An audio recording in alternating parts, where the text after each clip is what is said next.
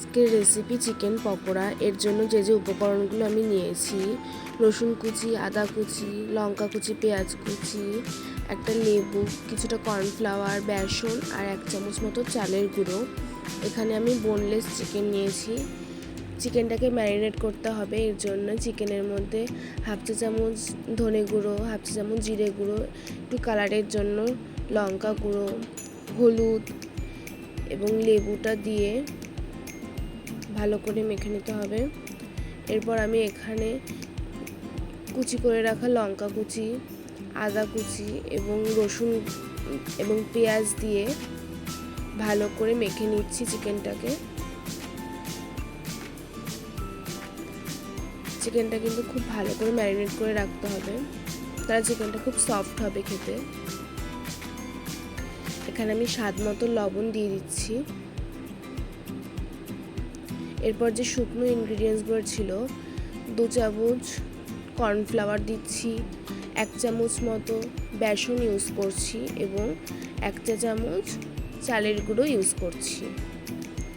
এবারও চিকেনটাকে ভালো করে ম্যারিনেট করে নেব। খুব ভালো করে চিকেনটা ম্যারিনেট করা হয়ে গিয়েছে আমার এখানে।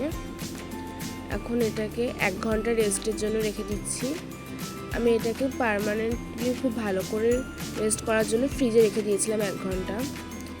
এরপর চিকেন পকোড়া বানানোর জন্য আমি চিকেনগুলোকে কর্নফ্লাওয়ারে কোট করে হালকা করে ভেজে নিচ্ছি।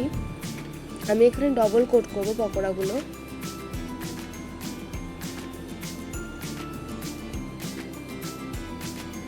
কর্নফ্লাওয়ারে কোট করে হালকা করে এগুলো ভেজে তুলে নিচ্ছি।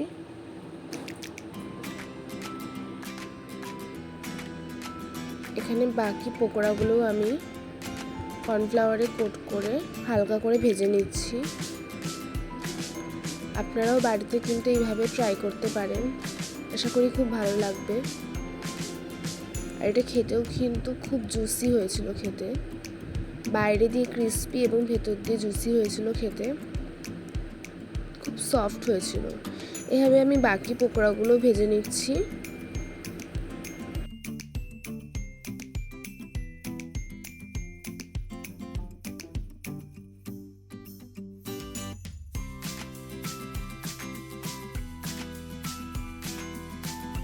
সব পকোড়াগুলো ভাজা হয়ে গিয়েছে, এগুলোকে এখন তুলে নিচ্ছি।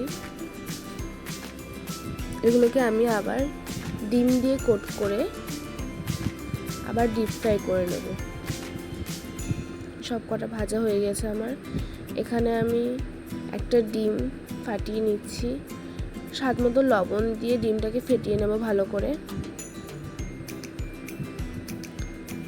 খুব ভালো করে ফাটানো হয়ে গেছে। এবার আগে যে পকোড়াগুলো ভেজে রেখেছিলাম হালকা করে, সেগুলো ডিমের মধ্যে দিয়ে কোট করে নিয়ে ওই গরম তেলের মধ্যে দিয়ে সব কটা ভেজে নিচ্ছি। এরকমভাবে করলে কিন্তু চিকেন পকোড়াটা খেতে খুব সুন্দর লাগে, দারুণ হয় খেতে। বাড়িতেই আপনারা দোকানের মতো এরকমভাবে চিকেন পকোড়া বানিয়ে নিতে পারেন। এইভাবে আমি সব কটা পকোড়াই ভেজে নিচ্ছি। এখন একটু লাল করে ভেজে নেব। এখানে আমি কয়েকটা পকোড়া ডিম ছাড়াই কোট করে ভেজেছিলাম, হালকা লাল করে ভেজে রেখেছিলাম। আপনারা ডিম ছাড়াও করতে পারেন, আবার ডিম দিয়ে করেও করতে পারেন, কিন্তু ডিম দিয়ে করে ডিম কোট করে করলে পকোড়াটা খেতে বেশি টেস্ট হয়। এভাবে আমি বাকিগুলোও ভেজে নিচ্ছি ডিম দিয়ে কোট করে। সব কটা পকোড়াই আমি এভাবে ভেজে নিচ্ছি।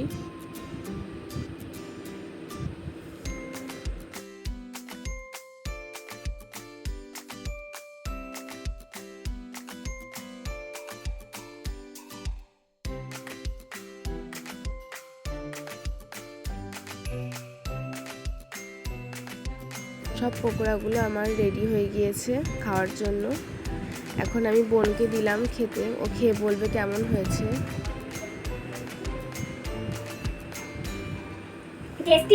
এখানে আপনারা দেখতে পাচ্ছেন যে পকোড়াটা কত সফট এবং জুসি হয়েছে। থ্যাংক ইউ সবাইকে।